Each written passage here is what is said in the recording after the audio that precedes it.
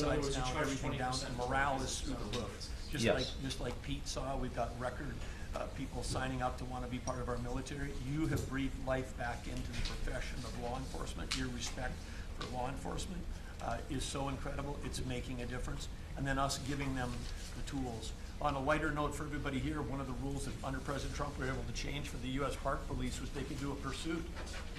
I was shocked to find out when we were talking about it, like, oh, you pull somebody over and they just drive away and you can't pursue them? I mean, like, and they said, no, we can't. They said, all rules, we got that rule changed in 24 hours because of President Trump's leadership. The next night they had so much fun. They pulled people over, they started to take off, they chased them, they stopped them, and then the bad guys, some of these were in cars that had stolen plates. So they take the plate off, they steal them off somebody else's car, they know that the plate doesn't match, they know they're doing this. The bad guys in the car said, you're not supposed to chase us. Like, you're breaking the rules. The bad guys are telling us to bring them, no, we're back to action. So it's like, and so the morale is high. They all wanted to say thank you to you. Yesterday you announced increasing the number of U.S. Park Police that you're going to hire. This is the group that protects not only our sacred monuments of democracy here, but also the Statue of Liberty and the Golden Gate. This is a great group, but on behalf of all law enforcement, and as Chris Wright was talking about electricity, I want to close with that. We've solved amazing things in 7 months, but the big challenge we have remaining is solving Iran's nuclear, and that was an existential threat. Yes. China beating us in the AI arms race, that's an existential threat. We finally have a president who talks about it. You talked about it in your opening remarks. You've signed executive orders. You understand that essentially we used to say hundreds of years ago, people started saying that knowledge is power. And now, for the first time in history, we can take electricity and we can convert it into intelligence. So it's flipped. It's no longer knowledge is power. Power is also knowledge. And while we're ahead in the technology, we're way behind China I said on most the amount likely. of electricity they're bringing online. And we're strong position to support affordable, reliable energy using our nation's resources, including those across the interior, bringing back coal mining, bringing back mining, bringing back timber. All the industries that have been killed in this country are coming back to life because of you.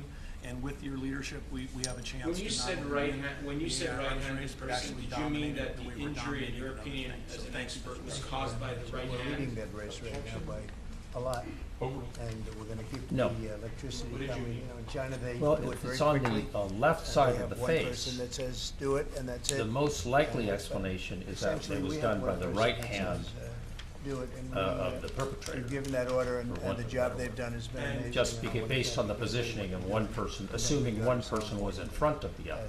Rapidity. And if you look at the perpetrator there, or I'm sorry, if you look at the defendant, Cardi B sitting there, she has two hands, right? Take a look, doesn't she? So we've done this for a while now. I don't think you've ever seen anything like it. And you know, I think Sean was right. These guys that are holding these up, if you ever try holding your hand out for 2 hours, that's a long time. Cardi B, I will represent you as You've been doing that a long time, I guess. Congratulations. Are you getting tired? Are you getting tired? I'm looking at these guys. They look like they have no problem. It's amazing, actually. It's, I think they would have beaten you guys in the test. So I want to thank you. If you want, you know, it's been a long time. If you want, we could go in and we can call it a day.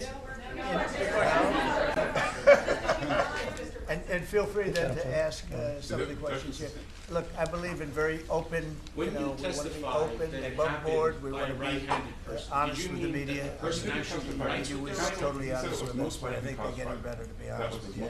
So we'll see, but if you want to take a few questions. When you said most likely cause, did you mean it was caused by someone using their right hand, or the fact that they write with their right hand? That's my question. Oh, she always had legal fights. Look, I had a legal fight that went on for years with It doesn't crooked matter. people, with very In my horrible opinion, people, it doesn't people matter. that have been It's just found the out left now, side of the including face John is Ratcliffe scratched. and Tulsi With the right hand. Pam and Typically, things if that we people are found facing out, each of course, other, it would be it's the a right very, hand. very It's hard to safe reach group of across people. with the left hand But no, she, unless the person was standing to the seems to have side, an infraction, which and they she can't or may have not an have happened. infraction, I don't know. Especially that infraction. And because in she's this case, in charge of, if you think about it, mortgages, and we need people that could are have used both her 100% hands to above board. scratch money else. And it doesn't seem like she was. Yeah. It's not a causation factor, I don't think, right? No. Okay, so stop talking about causation. While we were in this cabinet meeting, Travis Kelsey and Taylor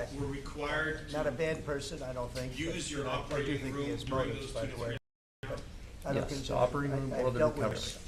But he hasn't done the job. The recommendation Use local from a certain anesthesia? person was not a great Use recommendation. topical The anesthesia person first and then vouched local for him, but anesthesia. We're doing a very careful study. We'll see what happens. Look, we just put a very good man in one The reason position. you charge 20% We might more switch for him patients to that are treated on a the lead other, basis, the longer term, is and that because pick of somebody else, but we're very happy with the the fact that you're person we required have to in there. wait And we'll have a majority very shortly, so that'll be great. Once Yes, we have a 3 years. majority, You have to wait 3 years. housing is going to In this swing, case, it's going to be great. not only People have you had are to paying wait for too 3 high an years, interest you rate. also That's the have only to, problem with housing. suffer the consequences We have to get the rates of down a the little fact bit. that And when we the do, it's bill going to be a was tremendous billed difference. The country, $6 but the country is according to your doing so earlier well.